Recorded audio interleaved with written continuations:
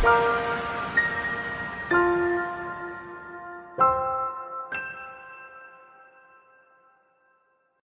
sa kasalukuyan po ay bahagi ng aking ministeryo. Ako po ngayon ay nasa GCGC, so Grace Community Gospel Church. Yan. So sa Parulan, Plaridel. Na ito po ay church planting ng BBCC. Dito po ako ay tumatayong pastor nila na nangunguna sa hindi kalakihang congregation ng mga kapatid natin kay Kristo. Sa marami, I think alam nyo yung at least yung kwento tungkol dito. Sila po yung mga dating members ng BBCC na taga Plaridel na dumating yung time, way back 5 years, nung sila ay sent out ng BBCC para mag-church plant sa lugar po na ito. That time, Brother Ryan and Brother Robin bilang church planting coordinator ng BBCC na silang tumutok para magpatuloy ito at unti-unting i-establish ang church na ito kasama ng ibang mga volunteers ng BBCC, of course, sa tulong ng Diyos at pangungunan niya. Along the way, may mga challenges, concerns, conflicts na normal naman na karanasan sa buhay ng isang church. Pero sa pangunguna, katapatan at tulong pa rin ng Panginoon, siya pa rin ang nagpapanatili at nagsusustain ng kanyang gawain o church na ito sa Plaridel. I believe na sa kaniyang sovereignty o kapangyarihan ng Diyos at mabuting ginagawa, ay pinaglalakip-lakip niya ang lahat ng bagay para sa ikabubuti ng mga nagmamahal sa Kanya. Sila ang mga tinawag ayon sa Kanyang layunin. Romans 8:28. Na may ilan umalis, lumipat na ibang church, at kung nagpatuloy naman sila sa ibang church, mabuti kung ganoon at purihin pa rin at salamat sa Diyos. Kung hindi po ako nagkakamali, 2 years ago, o higit pa marahil, noong ako po ay may talaga sa BBCC na manguna sa church po na ito. Parang missionary na rin. And I thank the Lord hanggang ngayon ay patuloy pa rin niyang sinusustain ng lakas at karunungan, kakayahan na gawin po itong gawain na ito na pinagkatiwala ng Panginoon. Of course, hindi sa sarili ko lang. With the supervision ng ating mga elders, ng leadership, sa panguna ng ating Pastor Derek, at ngayon si Pastor Rick, na siyang tumutulong sa akin at katuwang ko sa gawain doon. At siya ngayon nag-preach ngayon sa GC at ilang pang mga volunteers sa music ministry. Patuloy natin isama sa prayer ang gawain natin sa Plaridel. Lord willing, next year ay makapagtalaga na ang church na ito ng isang elder na makakasama po natin sa paglilingkod at pangangasiwa, pangangalaga sa church sa Plaridel. Sinimulan ko sa bagay na ito, at least update na rin sa ministry na ginagawa ko po. At para sa iba, baka lang nagtataka kayo, yan, lalo na kapag Sunday, hindi niyo po ako nakakasama ng regular sa ating Lord's Day, dahil dito po ako nag-i-stay kapag Sunday. Patuloy niyo po akong ipag-pray na i-sustain ng Diyos sa ministry na pinagkatiwalaan ng Panginoon sa GCGC, at the same time, dito po sa atin sa BBCC. Amen? Okay, so yung sermon po namin ginagawa ngayon doon ay sa Acts. Pinangungunahan ko po ang pag-aaral doon, and katuwang po si Brother Luis sa pag-aaral po dito sa Acts. Bahaba pa ang lalakbayin namin sa pag-aaral dito. Actually, nasa chapter 7 pa lang po kami ng Acts. Dito po ay bahagi ng sermon ni Stephen. Actually, hinati pa namin to sa 4 na section, o yung section na yon, hinati namin sa 4. Kasi talagang napakaganda ng pag-aaral sa Book of Acts, kung paano in-establish ng Diyos ang gawain doon ng church o ang early church. Na-appreciate kong pag-aralan ng Book of Acts. Kasi talagang napaka-foundational po nito na makikita natin sa early church. Habang ang GCGC ay tatatag dito, ay makikita mo kung paano sa pamamagitan ng salita ng Diyos ay nagiging paghuhubog sa church na ito. And of course, sa church natin, bukod sa mga, alam niyo na, nagiging pag-aaral natin sa mga ibang tumutulong ng mga resources tulad ng 9 marks at ilang resources pa ng Treasure in Christ na kaya rin naman naisipan ko po na i-share itong mga gawa. Particularly itong text na pagtutuunan natin. Pero syempre, hindi para magbigay ng bagong ideas dahil magbabagong taon, hindi. Kundi para i-encourage kayo at ipangaral, sabihan kayo na ipagpatuloy lamang ang magagandang ginagawa ng ating church dito sa BBCC. Patuloy na i-remind kayo o tayo na palagi nating alalahanin na ikabit palagi sa salita ng Diyos ang lahat ng ating ginagawa. Magpasailalim sa pamumuno at pangangalaga ni Kristo bilang ulo, bilang chief shepherd. At sa patnubay, karunungan at pagpapalakas sa ginagawang pagpapabanal sa atin ng banal na Espiritu, ay makita ng mga tao ang ating buhay na maging patotoo ng ano at kung sino ang Ebanghelyo na pininiwalaan natin para sa kalwatian ng Diyos lamang. Hindi po ito suntok sa buwan o imposible para sa atin kung totoong ang Diyos ang siyang kumikilos sa atin. At totoo yun dahil sa Panginoong Yesus at ating pakikipag-isa sa Kanya. Tulad din ng karanasang ipinaranas ng Diyos sa early church nung dumating ang Espiritu na pinangako ng Ama nang sabihin ni Jesus sa Kanyang mga alagad na hintayin nila ito. Sa Acts chapter 1 verse 8, ganito ang sinasabi, binasa kanina, subalit tatanggap kayo ng kapangyarihan pagbaba sa inyo ng Espiritu Santo at kayo'y magiging mga saksi ko sa Jerusalem, sa buong Judea at sa Samaria at hanggang sa dulo ng daigdig. Pangako po ito hindi para sila ay ma-born again or ma-regenerate, no? Mga tagasunod na sila ni Jesus, no? Malinaw ang layuning pinapakita ng talatang ito. You will be my witnesses in Jerusalem, in all Judea and Samaria, and to the end of the earth. Na alam nating natupad pagdating sa sumunod na chapter 2 sa araw ng Pentecost, verses 1 to 4. Nang tanggapin nila ang kapangyarihang ito mula sa Espiritu. And on that time on, significantly sa pangangaral ng mga apostol, lalo na sa pangunguna ni Apostol Pedro, buong tapang nilang ipinahayag ang Ebanghelyo ni Kristo. At makikita natin ang bunga ng Ebanghelyo yun na tapat at buong tapang na ipinangaral. Na dahil doon ay isang bagong pamayanan na binuo ng Espiritu ang ating makikita, at least doon sa istorya, at ngayon napag-aaralan natin dito sa Acts. Kung ang unang bahagi nito ay tungkol sa kapangyarihan ng Espiritu na nagpapahayag ng katotohanan tungkol kay Kristo, ito ang susunod ng mga talata ay nagpapakita ngayon kung paano binuo ng Espiritu ang isang buhay na iglesia, isang komunidad na puspos ng devotion sa kanyang salita o katuruan, pagsamba at pananalangin, pakikisama sa isa't isa at sa misyon o bunga nito ng Diyos din ang nagbibigay. Let us look at the kind of church God Himself has formed, a community filled with the Spirit and united in Christ, na isang pamilya ng Diyos. Na habang tinitignan natin ang katotohanan dito, iniisip natin itong BBCC. Kung paano pa tayo tinuturuan ng Panginoon, pinapaalalahanan, inuutusan at hinahamon na magpatuloy sa katapatan sa ating pagkatawag bilang church. Kaya magandang itanong, ilang mga tanong na ito, nasasalamin ba ito ng totoo sa atin? O pinagpapatuloy ba natin ang mga markang ito ng malusog at lumalagong iglesia na pinasimulan noon ng mga apostol? Mahalagang tanong na tutulong sa atin na evaluate ang kasalukuyang lagay ng ating iglesia ngayon.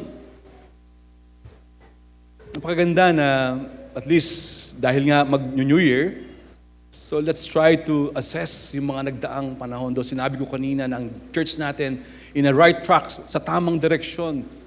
Pero laging mayroong pagkakataon para hubugin tayo ng salita ng Diyos. To improve mga bagay na dapat pa nating i-consider at bigyan ng pansin sa ating mga ginagawa. Sa ministry, even in our lives. Nagbigay po tayo ng 5 points na makikita din at least sa bulletin na meron kayo dyan sa ating mga puntos. 5 po yan. So isa-isahin po natin. Tingnan natin galing din ito mismo dun sa text na ating binasa at pagbubulayan. So yung una, verse 42a. So they devoted themselves o nagsipanatili sila sa turo ng mga apostol. So ang gandang tingnan nito. Okay? Tingnan natin ang unang katangian ng iglesyang pinuspos ng Espiritu. Makikita natin ang matibay na devotion nila sa salita ng Diyos. Okay? Dahil ito ang pinakapundasyon. Lagi tayong babalik doon sa esensya, yung pinaka-importante, pundasyon ng ating mga ginagawa, yung salita ng Diyos. Then yung salitang devotion, dyan sa Ingles, ay nagkakahulugang matibay at tuloy-tuloy na commitment. Hindi ito opinyon ng tao o lalo na opinyon lang ng mga apostol o damdamin nila ang sentro ng kanilang pagtuturo, kundi ang mismong salita ng Diyos. Makikita natin ito sa paraan ng pagbabalik ni Apostle Peter sa kasulatan habang sinasabi niya ito sa kanyang mga kapwa Hudyo. Makikita ito sa mga previous verses kung paano kinuha ni Peter ang kanyang argument mula sa salita ng Diyos upang idepensa at patunayan ang tungkol kay Kristo. So, doon siya bumabatay, doon siya humuhugot ng katotohanan. Acts 1:16, then Acts 2:16, 21, 25, 28, and 34, 35. Ito yung mga references na tinutukoy ko sa puntong ito. Kung saan ang unang iglesyang ito ay makikita natin na matyagang nanatili sa pagtuturo ng mga apostol.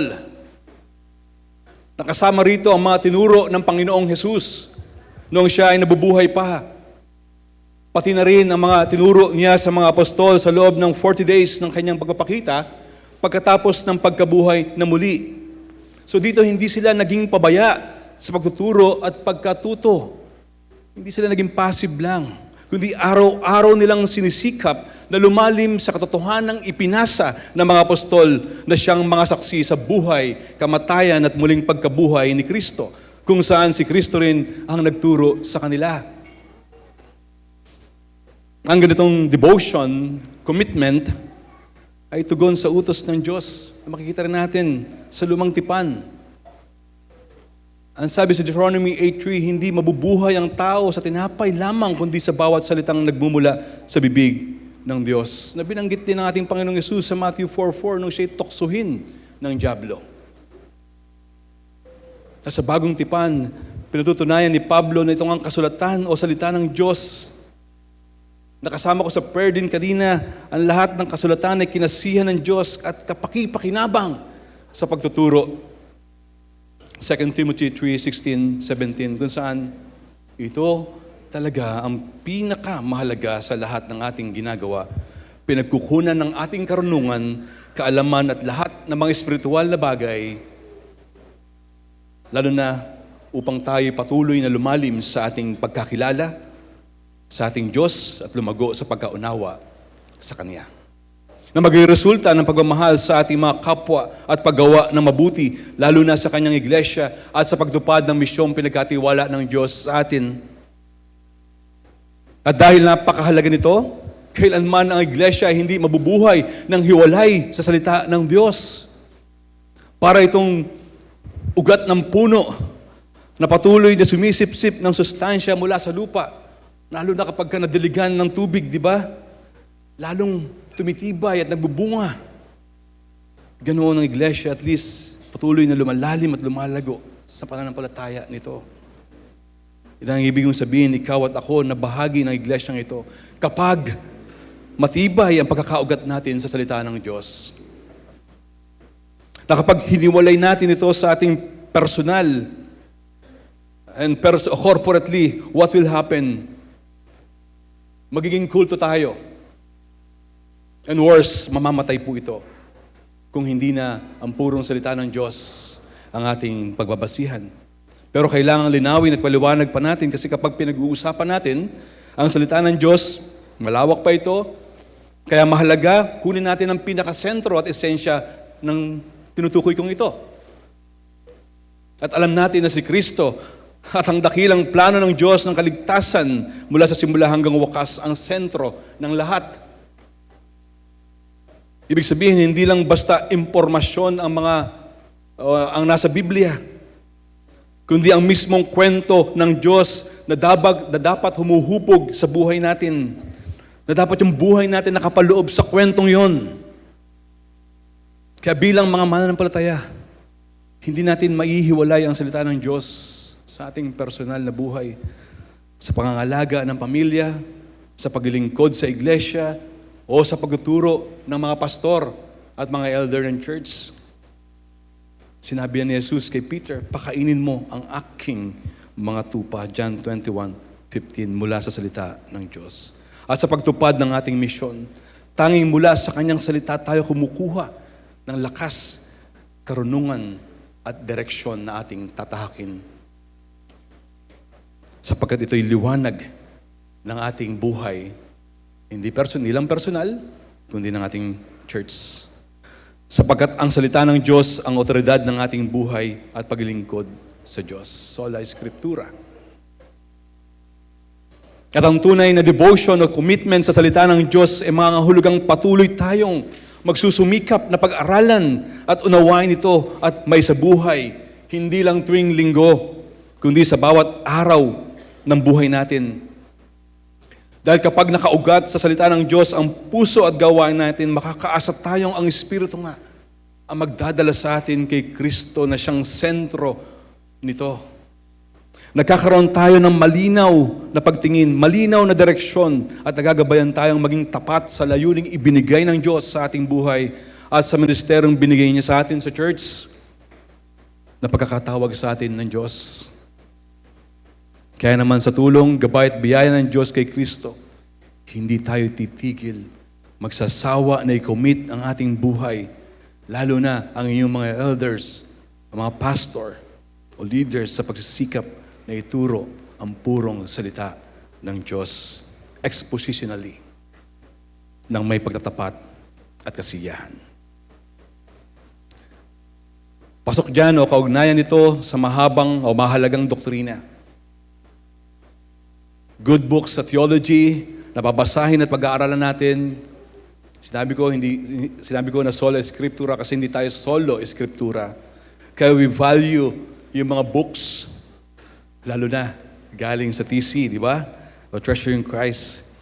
Kaya thankful tayo sa Lord, bukod sa maraming good and reliable resources na available at meron tayo.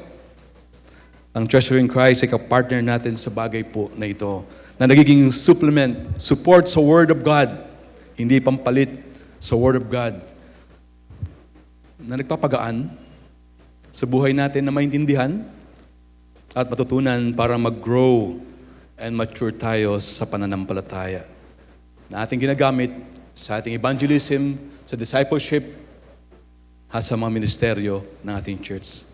Kaya naman panalangin natin para sa bawat isa, magkaroon tayo ng bukas na puso upang isabuhay ang mga katotohanan ng ating napapakinggan at napag-aaralan.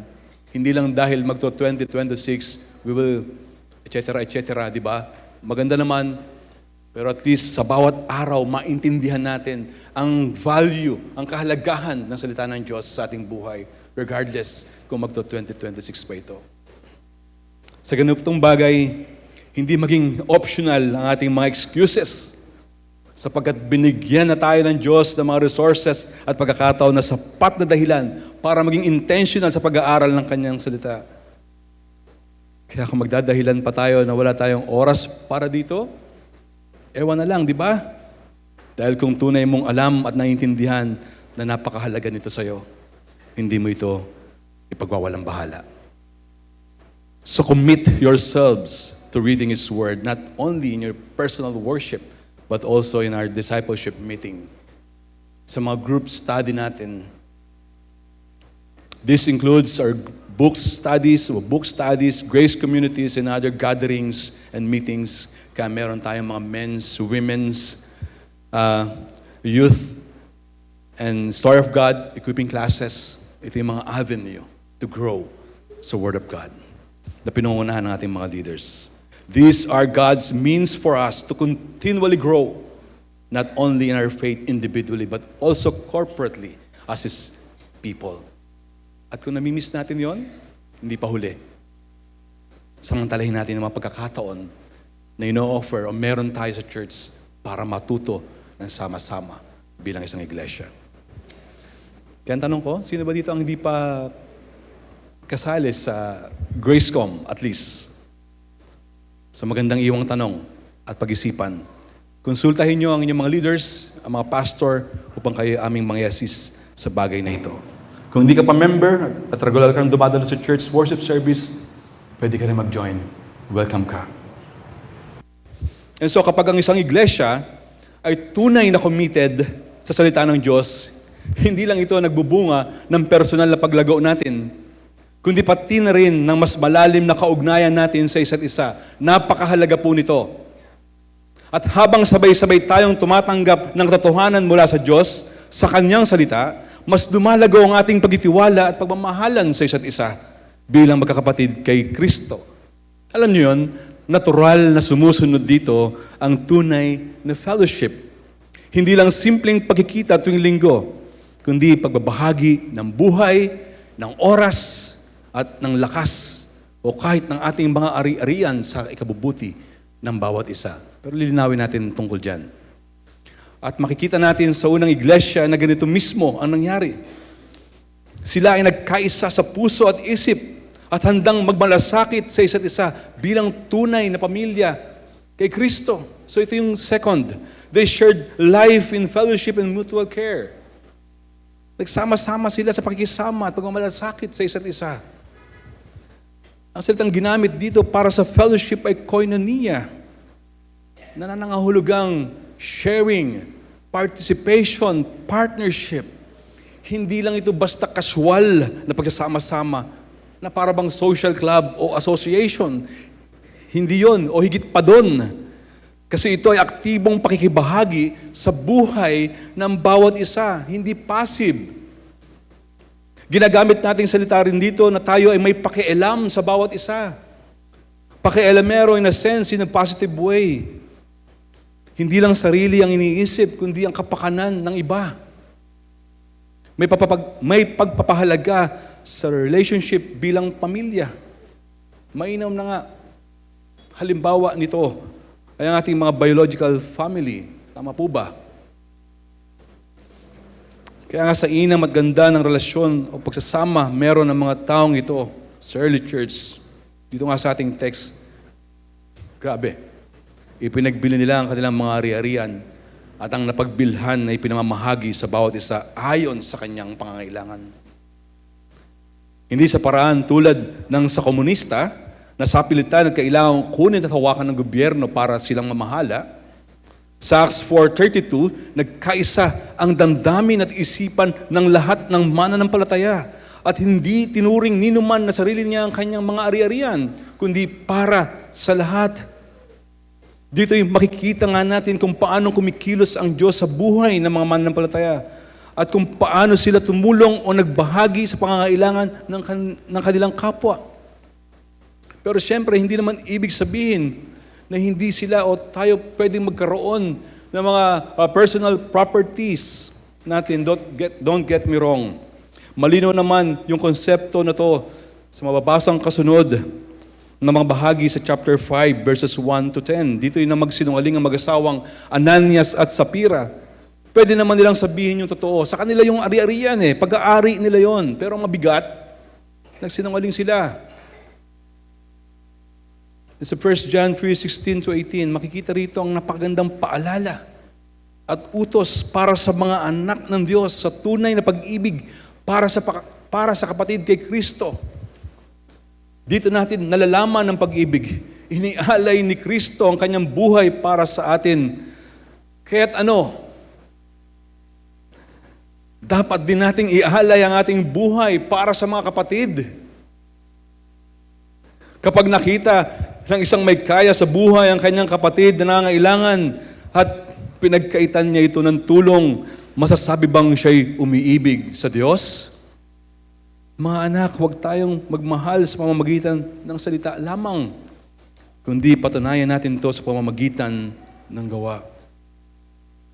Of course, hindi naman palaging ang sukatan lang nito ay pagbibigay ng mga material o monetary na bagay na maaari nating maibigay sa pangangailangan ng iba. Kasama ito. Kung kayang tumulong, gawin natin ng buong galak, bukas palad, at hindi napipilitan lang, kundi kusang loob. Dahil sa pamamagitan nga nito, pinapakita natin ang katunayan ng iyong pagmamahal sa kapwa, sa gawa, at hindi sa salita lang. Pusong bukas sa pakikipag-ugnayan o pagbabahagi ng sarili o ng iyong buhay o natin mismo. Spiritually, emotionally, and yes, materially. Yan din ang esensya ng nakalagay sa ating church covenant. Item number 2, sama-sama tayong mamumuhay ng may pagmamahalan bilang magkakapatid sa Panginoon sa pamamagitan ng pangangalaga at pagbabantay sa buhay ng bawat isa at tapat na pagtuturo at pagtutuwid sa bawat isa ayon sa hinihingi ng pagkakataon. Then yung item number 9, patuloy tayong magbibigay ng masaya at naaayon sa pagpapala sa atin ng Diyos. Para ano? Para makatulong sa ministeryo ng iglesia at mga gastusin nito sa mga mahihirap at mga nangangailangan at sa pagpapalaganap ng mabuting balita sa buong mundo. At magandang mag-reflect sa puntong ito. Tulad ng binanggit ko kanina, na habang pinag-aaralan natin to, ay iniisip natin ang Baliwag Bible Christian Church na naway patuloy at lalong nagiging makabuluhan, mabunga, at totoo tayo sa ating pakikisama nyo sa buhay ng ating church. Hindi burdensome ang pagtugon sa pangangailangan ng ating church. Ito ay gawain ng Diyos, hindi ito gawain namin ni Pastor Derek o ng mga elders. Gawain ng Diyos o church ng ating Panginoon. Kaya anumang may co-contribute natin dito ay napakalaking bagay upang matugunan ang pangangailangan nito, lalo na sa patuloy na magagamit ito sa pagsulong ng kanyang mabuting balita na ating ibabahagi pa sa maraming tao. Huwag nating din panghinayangan mag-commit sa buhay ng bawat isa. Kahit gaano pa ka-messy ito, kailanman hindi magiging kalugihan gawin to sa pamilya ng Diyos. Otherwise, it's clear sa Scripture, yung command na one anothering. Maglingkod kayo sa isa't isa, magtulungan kayo sa isa't isa, magpalakas ng loob, magpakumbaba, magpatawad, at marami pang isa't isa na utos sa atin ng salita ng Diyos. Nakasaktatohanan ng ito, na ang pinakadiwa ay pag-ibig sa iba. Na malalaman at makikilala ng lahat na kayo'y mga alagad ko. Sa bahagi pa rin ng pagpapakita ng may tunay na pagmamahal sa isa't isa, gusto kong i-point out din dito, alam natin, very challenging gawin at karaniwang observation lang, hindi panghusga patungkol sa church discipline. Maraming churches hindi nagpa-practice nito o nitong church discipline kasi misinterpreted ang dating parang parusa. Na kung meron tayong kasama o kapatid na nahulog sa pagkakasala o contrary sa kanyang patotoo o profession of faith, itutuwid natin sa diwa pa rin ng pag-ibig ng isang kapatid na lumilihis sa Panginoon. At buong sikap sa biyaya niya na restore ang isang kapatid na magpapahayag ng kanyang confession o pagsisisi sa kasalanan. Ganito natin pinapractice sa church itong pagmamahal na ito kahit sa bahagi na masakit gawin, pero dapat gawin bilang pagmamahal sa ating iglesia. Sa ganoon upang mapanumbalik siya, una sa kanyang nasirang relasyon sa Diyos dahil sa kasalanan, ganoon din sa ating kapwa na sa diwa ring ito ng ating church covenant. Mahirap, mabigat, pero paraang makabiblia upang tunay na may pakita ang pagmamahal sa isang kapatid sa pananampalataya. Mula sa pagiging devoted sa salita ng Diyos at pagbabahagi ng buhay sa isa't isa na nakita natin sa kanila, dito ngayon, sa susunod na mga talata ay makikita ang patuloy na ginagawa ng Diyos sa unang iglesyang ito. Kung paano nila ipamumuhay pa ang makabuluhang buhay ng isang church. At salamat sa Diyos, siya na rin.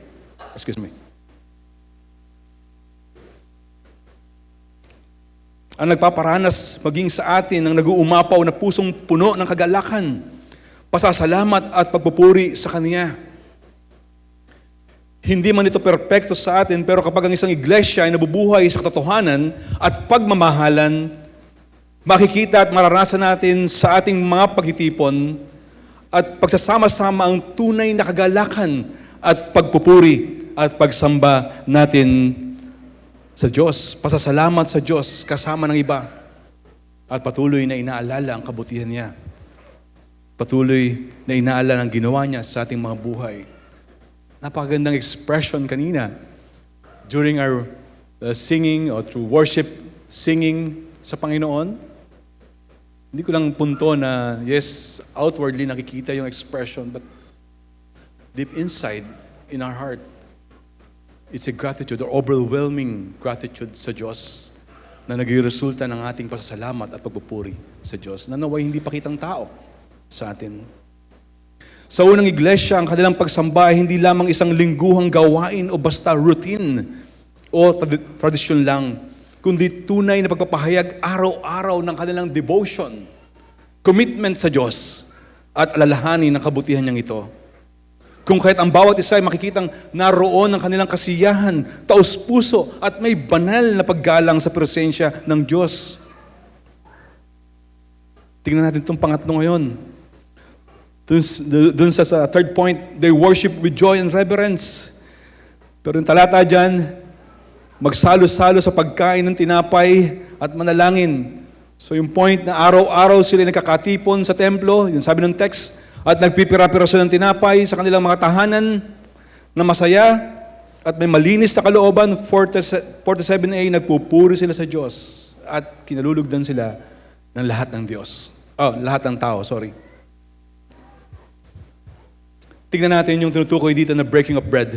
Sa Ingles, dito may dalawang aspeto. Tignan natin. Una, yung Lord's Supper na mismong ang Panginoong Yesus ang nagpasimula, na makikita sa account sa Gospels, sa Gospels, Matthew, Mark, Luke, no? Matthew 26, Mark 14, and Luke 22.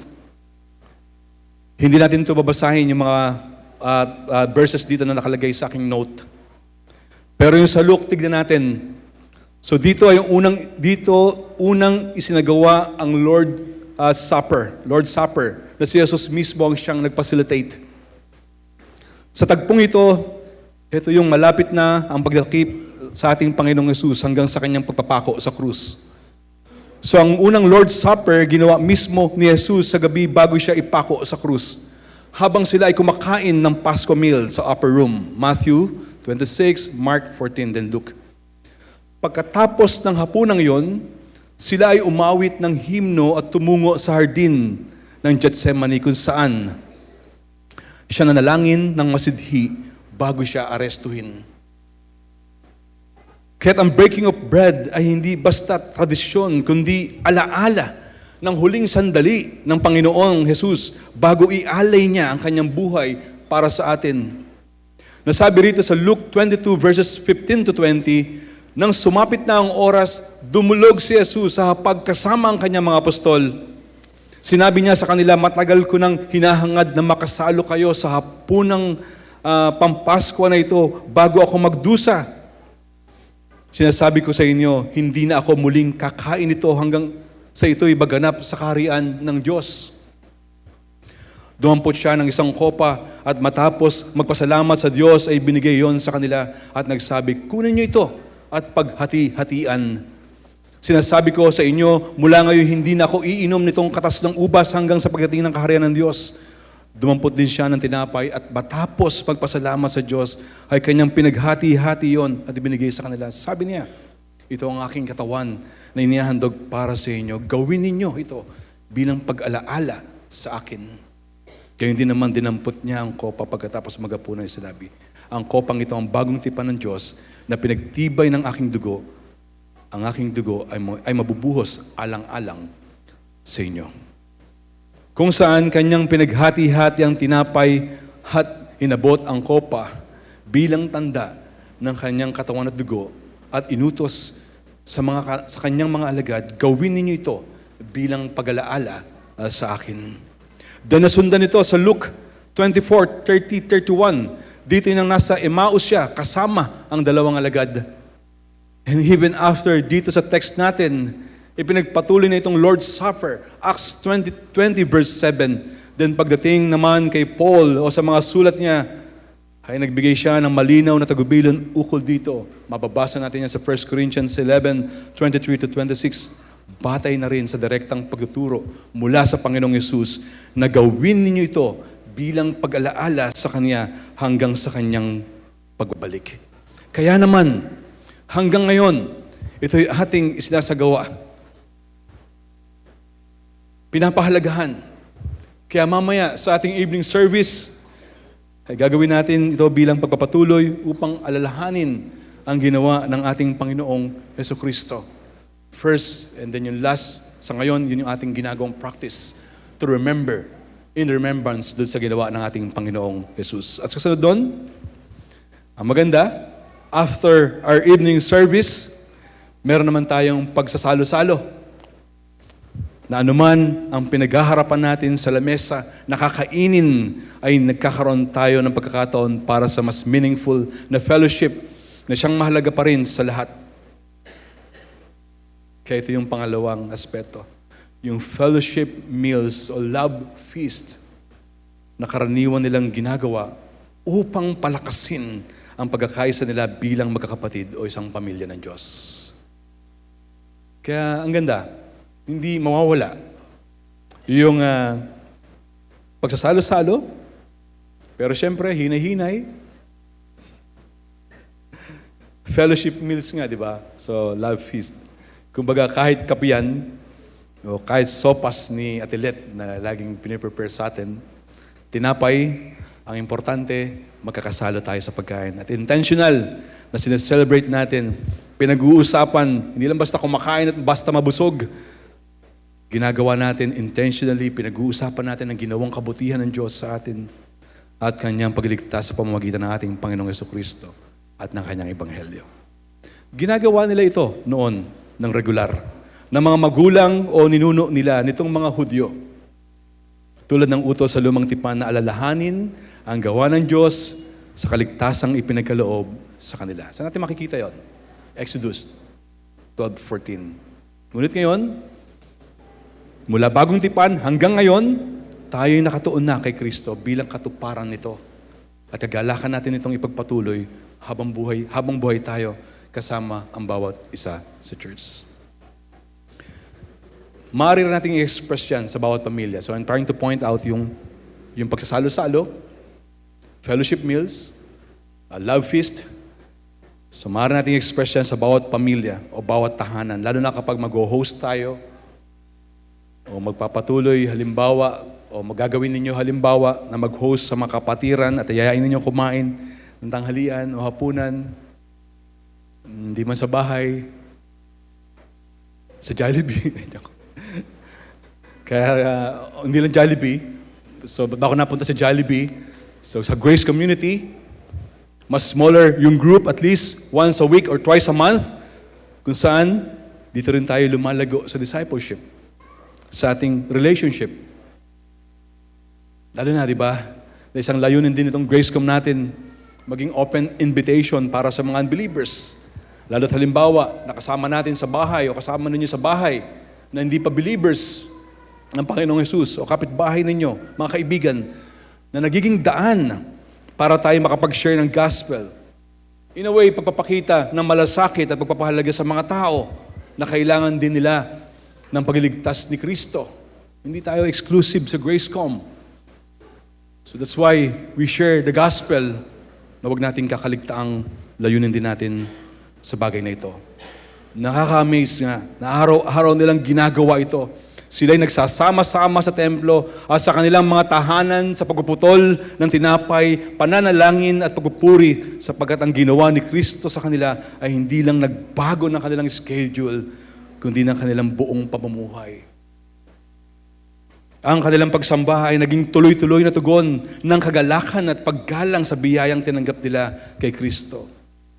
Dito sa Ingles, yung ginamit na word ay prayers. So tingnan natin itong point na ito, na nagpapakita ng kanilang disiplina at pagkakaisa sa pananalangin. Makikita natin ito sa Acts 4:24-31 bilang pagpapatuloy ng pattern na pinapakita sa ating teksto kung saan ang buong iglesia ay sama-samang nananalangin bilang tugon sa gawain ng Diyos. Ipinapakita nito na ang panalangin ay isang mahalagang bahagi ng buhay ng iglesia. And I praise God Habang napapakinggan natin yung mga prayers kanina, sobrang tamis pakinggan. In a deeper sense, yung expression ng ating total dependence sa Panginoon, hindi sa ating sarili. Isang paraan kung saan tayo, hindi lang bilang individual, kundi bilang isang katawan, ay natututong lubos na magpasakop at magtiwala sa kapangyarihan ng Diyos.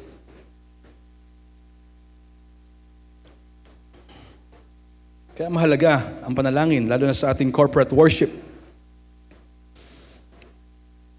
Pinaglalaanan natin to ng panahon at pinaghahandaan. Ang mga nangunguna sa panalangin na hindi lang basta may role na dapat gawin sa programa, kasama ito, pero primarily, way rin ito para i-model namin akhayin ang congregation na sama-samang lumapit sa Diyos na may paggalang at pagtitiwala sa Kanya. Ganon din ang ating worship o praise and worship team. Ang mga awiting ating inaawit sa ating mga pagtitipon, lalo na tuwing Sunday worship gathering, ay hindi lang basta bahagi ng ating liturgy. Kasama ito. Kundi ito nga ay sama-samang pagpapahayag ng kagalakan at pagpapasalamat sa ginawa ng Diyos kay Kristo sa ating buhay. Kaya salamat sa Diyos sa pangunguna ng inyong mga elders, nating Pastor Derek. Sinisikap nating hubugin ng ating mga pagtitipon dito sa BBCC. At the same time sa GCGC, sa mananalangin, sa salita ng Diyos na sentro si Kristo, sa pagpupuri upang patuloy tayong masanay sumamba sa Espiritu at sa katotohanan ng may kaayusan, kagalakan sa puso at may malinis na kalooban gaya ng sinasabi sa talata nating pinag-aaralan ngayon. Kaya kapag kayo'y dumadalo o tayo'y dumadalo sa pagsamba at sa iba pang mga gawain ng church, hindi kayo dapat napipilitan lang. Sa halip ang maging postura ng ating mga puso ay nag-uumapaw na kagalakan, may pananabik at may expectant heart na gagawin ng Diyos sa ating mga puso, sa ating mga buhay. Ang kanilang pagtitipon sa templo noong panahong yon ay naging malinaw na patotoo ng kanilang pananampalataya sa harap ng marami. Luke chapter 24:53. At ang kanilang pagsasama-sama sa mga tahanan ay patunay ng kanilang personal na pagmamahalan. Lahat ng ito ay ginagawa nila ng may kagalakan at katapatan sa puso. Isang pagsamba o pagsambang nakaugat sa pusong puspos ng pag-ibig at pasasalamat sa Diyos. Isipin natin ng isang pamilya o tayo mismo sa sarili nating mga pamilya na marahil araw-araw nagsasama-sama tayo sa isang hapagkainan, breakfast, lunch, dinner. Hindi lang para kumain, para mabustog nga, kundi ito rin ay parahon para tayo magkwentuhan, magtawanan, mag-asaran. Sa amin kasi pumutok ako dyan mang-asar. Magpasalamat, at kung minsan marahil sa iba, may iyakan din habang may nagbabahagi ng mabigat na karanasan sa buhay. Ito ang mga sandaling nagiging bukas ang kalooban natin. Nagiging totoo ang usapan at lalong tumitibay ang ugnayan ng isang pamilya. Kaya napakahalaga sa ating biological family, regular na pagtitipon, ganoon din sa ating church, sa mga gawain, Lord's Day gathering at iba pa. Sa pamilya, balik ako doon, hindi lang ito magandang i-develop sa pamilya o sa tahanan natin. Yung regular nating pagsasama-sama, at least kapag tayo kumakain, di ba? Na maging intentional, especially tayo mga parents, to initiate kami ng mga tatay para gawin pangunahan ng gawain ito. Hindi pa huli ang lahat. Kung kayo o marami sa atin ay hindi pa napapractice at least itong ganitong magandang gawain sa loob ng tahanan, na una natin tinitignan na expression ng ating pagsasama-sama ugnayan sa isa't isa. At the same time, yung ating family worship sa Diyos, magandang simulan at gawin. At kung ginagawa mo na, ipagpatuloy mo pa upang patuloy tayong naka-anchor o nakakabit doon sa salita ng Diyos na inutos sa atin na huwag nating pababayaan ang mga bagay na ito sa ating mga pagtitipon sa family and even in our church. Ganito rin marahil ang larawan ng unang iglesia. Hindi lang sila basta nakikita para sa isang worship service o gathering na pinakamahalaga sa lahat, kundi sila rin ay nagkakasama bilang isang pamilya na may tunay na pagmamahalan, may kasiyahan sa presensya ng Diyos at may taus-pusong pagpupuri at pagsamba sa Kanya. Dahil doon, ang kanilang pagsamba na may puno ng kagalakan at malinis na kalooban ay nagiging kapansin-pansin ito sa iba. Nagiging attraction sa iba. Hindi lang para tayo magpa-impress, kundi naturally, ito yung nagiging bunga ng diwa na yon. Na kung ito'y masasalamin sa atin, mapapansin ito ng ibang tao. May kakaiba sa atin. Merong magandang at mabuting nangyayari sa grupong yon, sa iglesyang yon, sa mabuting paraan. May kagalakan sila, may mabuting patotoo, may buhay na pag-asa tayo dahil kay Kristo. So nakikita nila. Lalo na kapag nag-interact tayo sa ibang tao, iba yung lumalabas sa ating bibig. Pinagmamalaki, hindi naman pinagmamalaki. Ikinukwento natin yung experience sa church. In a way, nagiging paanyaya yun sa mga tao. Kaya nga sinasabi ng talata na kinalulug doon sila ng lahat ng tao. And we pray na maging intentional tayo, at least sa lahat ng ating ginagawa, to invite people sa ating church gathering. Kasi dito, marinig nila ang mabuting balita. Ang ganitong uri ng pagsamba at pagsasama-sama ay umaakit, nagbubukas ang puso ng iba upang makita at maranasan nila ang gawa ng Diyos. Tingnan natin ang ilang application, at least dito sa point na ito. Tanungin mo ang iyong sarili. Speaking of pagsamba, paano ako naghahanda para sumamba sa Diyos? Dumadalo ba ako ng may kagalakan sa puso o parang routine na lang o isang obligasyon? Parang naging burdensome o burden sa heart.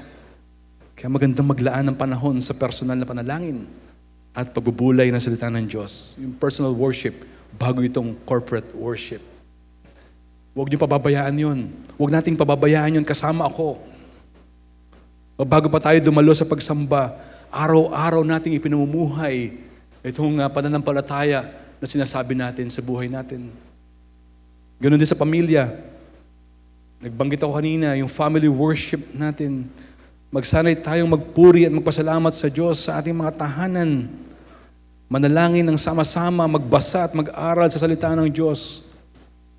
Magpuri. Hindi lang singing, pwedeng kwentuhan, to share yung mga ginagawa ng Diyos bukod sa awitin at kilalanin ang mga biyaya ng Diyos sa araw-araw ng buhay natin. Napakarami natin pwedeng pag-usapan kapag kayo o kapag tayo ay magtitipon sa family worship natin. Ang kailangan lang, intentional tayo. Gawin natin ng buong sigla kasi mahalaga ito sa atin. Even in our church, maging sa church. Tulad ng nabanggit natin kanina. Lalo na sa ating corporate worship, na kapag nakita ng mga bisita natin ang tunay na galak at pagkakaisa sa loob ng church na ito, ay maaaring ito pa ang maging daan upang malinaw nilang marinig ang mensahe ng Ebanghelyo. Of course, sa tapat na pangangaral ng salita ng Diyos, pero isipin din natin ang nakikita ng mga tao sa church ay isang makapangyarihang patotoo natin sa mundong ito. Tulad ng sinabi sa awit 126 verse 2 and 3, tunay na dakila ang ginawa ni Yahweh para sa kanila. Wow! Kung ito yung nangyayari sa atin, napakasarap isipin ito at pagbulay-bulayan sa ating puso. Na tunay na si Yahweh, ang ating Diyos, na nalulugod sa ating patotoo bilang isang iglesia. At kapag nakita yun ng iba, magtatanong sila, ano ang meron sa inyo? At doon nga nagbubukas ang pagkakataon na may bahagi natin si Kristo. Nakita natin kung paanong ang unang iglesia ay naging tapat sa salita ng Diyos, sa malalim na pag-fellowship, sa pusong sumasamba ng may kagalakan, at ang susunod ay sa pang mahalagang katangian na hindi natin dapat palampasin. Ano po ito? Sila ay namuhay na patuloy na may pagkamangha sa Diyos. At least yung connection pa din po nito. Ang kanilang pagsasama-sama, hindi lamang basta gawaing pangtao, routine, hindi. Ito ay malinaw na bunga ng kapangyarihan at presensya ng Diyos sa gitna nila. At dahil dito, bawat isa ay nagkaroon ng paggalang at takot sa MBB at paghanga sa Kanya. Sapagkat kitang-kita nilang tunay na kumikilos ang Diyos sa kanilang buhay at sa buong iglesia. So yung pang-apat, they live in awe of God's power and presence. Verse 43. Namuhay sila ng may pagkamangha sa kapangyarihan ng Diyos. Sa ESV, and came upon every soul, and many wonders and signs were being done through the apostles. Sinasabi sa talata na dumating ang takot sa bawat kaluluwa at maraming kababalaghan at tanda ang ginawa ng mga apostol. Ang salitang takot dito ay hindi pangkaraniwang takot na dulot ng parusa, kundi banal na paggalang, pagkamangha at pagkaunawa na ang Diyos ay tunay na nasa kanila at kumikilos. Kaya maganda ang paalaala sa Hebrews 12:28, sambahin natin ang Diyos sa parang kalugod-lugod sa Kanya. May paggalang at pagkatakot sapagkat ang ating Diyos ay apoy na tumutupok. Sa lumang tipan, ganito rin ang nararasan ng mga Israelita nang makita nila ang pagliligtas ng Diyos sa dagat na pula. Exodus 14:31, at nang bumaba siya sa bundok ng Sinai na may kulog at kidlat. Exodus 20:18-20. Napuno sila ng paggalang at pagkamangha sapagkat alam nilang ang presensya. Nasa presensya sila ng banal at makapangyarihang Diyos. Ang mga kababalaghan at tanda naman ay ipinakita ng Diyos sa pamamagitan ng mga apostol sa panahon namang ito upang patunayan ang kanilang mensahe ay totoo at mula kay Kristo. Sa panahong yon, ito ay exclusive sa mga apostol bilang mga saksi ng buhay, kamatayan at muling pagkabuhay ni Jesus. Ang mga himala ay nagsilbing kumpirmasyon ng kanilang apostolic authority. At ngayon sa ating panahon, mayroon na tayong kumpletong Biblia, ang salita ng Diyos na siyang otoridad ng ating buhay at iglesia. Kaya hindi na kailangan ang parehong uri ng signs and wonders bilang patunay sapagkat ang kasulatan mismo ang nagpapatunay kay Kristo. Gayunman, hindi natin nililimitahan ang kapangyarihan ng Diyos na maaari pa rin siyang kumilos sa mga himala ayon sa kanyang kalooban. Ngunit ang layunin ng mga tanda noon ay malinaw upang ipakita si Kristo ay buhay at ang ebanghelyo na kanilang pinapangaral at ipinamumuhay ay totoo.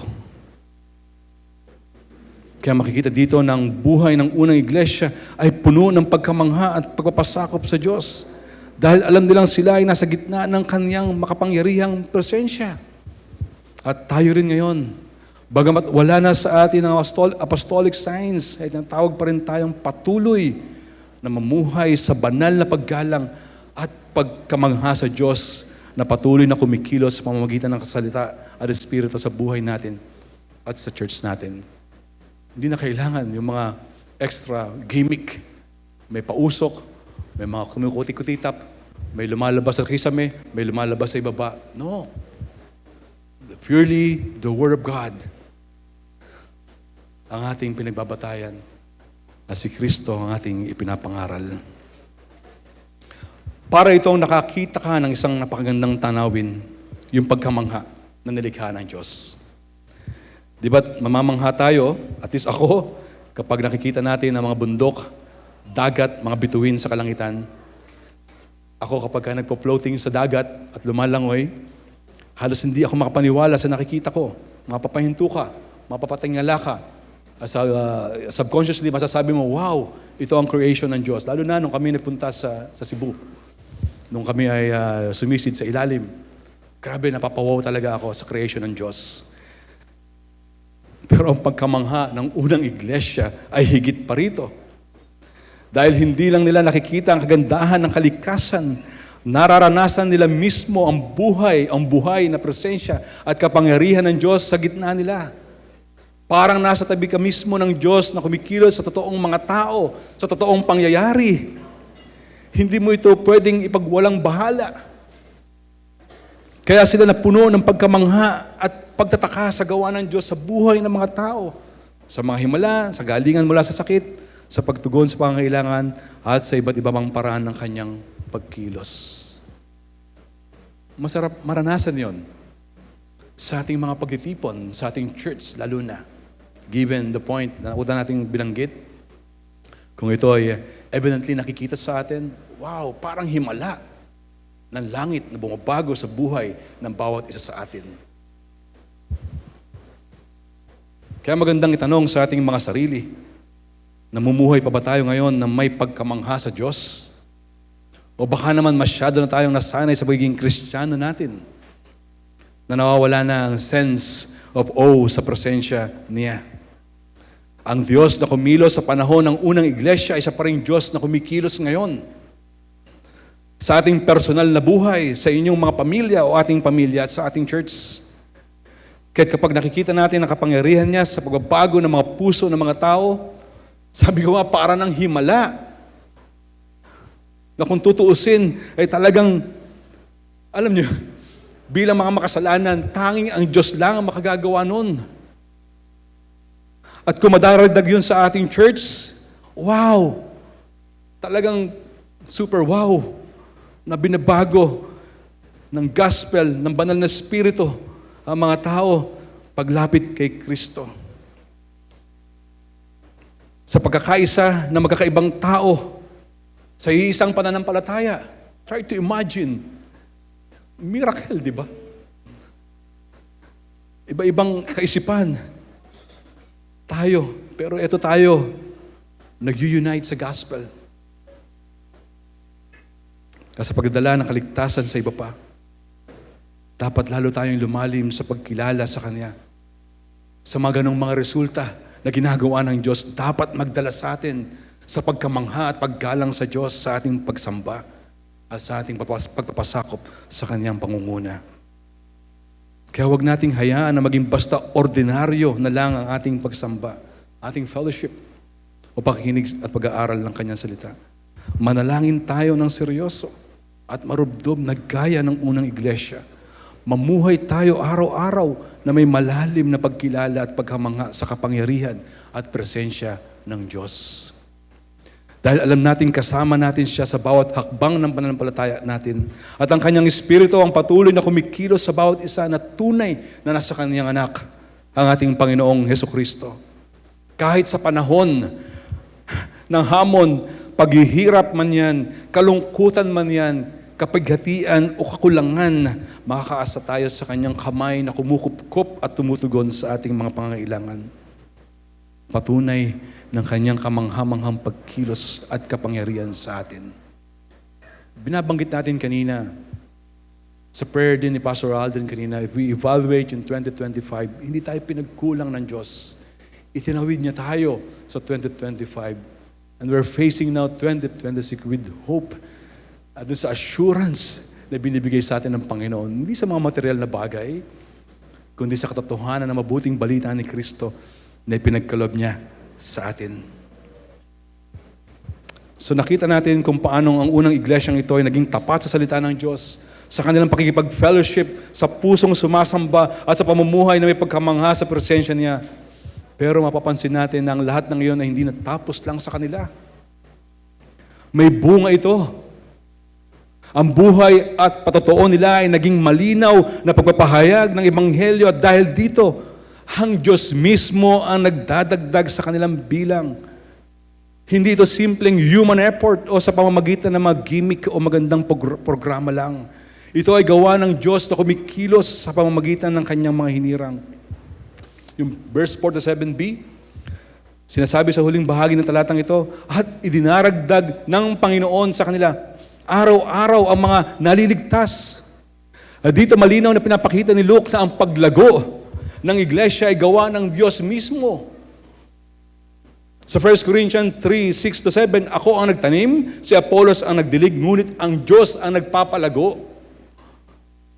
Ang pagdaragdag ay hindi lang basta bilang, kundi mga taong naliligtas. Ibig sabihin, tunay na inililipat ang tao mula sa kadiliman patungo sa kaliwanagan ni Kristo o sa kanyang kaharian ng kanyang minamahal na anak na walang iba kundi ang ating Panginoong Yesus. Colossians 1:13. Ang paglago ay araw-araw na nagpapakita na ang gawain ng Diyos ay tuloy-tuloy. Ito rin ay pagpapakita ng katuparan ng pangako ni Jesus sa Matthew 16:18. Itatayo ko ang aking iglesia at ang mga pintuan ng Hades ay hindi mananaig laban dito. Kaya malinaw ang tunay na pagbabago ng buhay ng mga tao at pagpasok sa kaharian ng Diyos sa kanyang church ay palaging bunga ng kanyang makapangyarihang gawain at pagkilos. Ang church ay tinatawagan lamang na maging tapat at saksi ng ebanghelyo sa pagpapalaganap nito sa mundo. Parang isang magsasaka, siya ang nagtatanim at nagdidilig araw-araw, pero wala siyang kakayahang gawing tumubo ang butil. Ang Diyos lamang ang nagbibigay ng buhay at paglago. Ganito rin sa iglesia. Nagtuturo tayo ng salita, nagbabahagi ng ebanghelyo, naglilingkod sa kapwa, pero ang pagbabago ng buhay ang tunay na pagsisisi at ang paglago sa pananampalataya, tanging Diyos ang makagagawa. Kapag nakita natin ang paglago, hindi natin masasabing galing ito sa atin o dahil ito sa akin. No. Kundi ito ay galing, ultimately, gawa ng ating Panginoon. Kaya tayo ay patuloy na pinapaalalahanan at tinatawagan ng salita ng Diyos mula sa kanyang makapangyarihang salita na maging tapat na instrumento ng kanyang pagliligtas na ginagawa. Ang tanong, nakikita ba sa atin ang bunga ng ebanghelyong ito?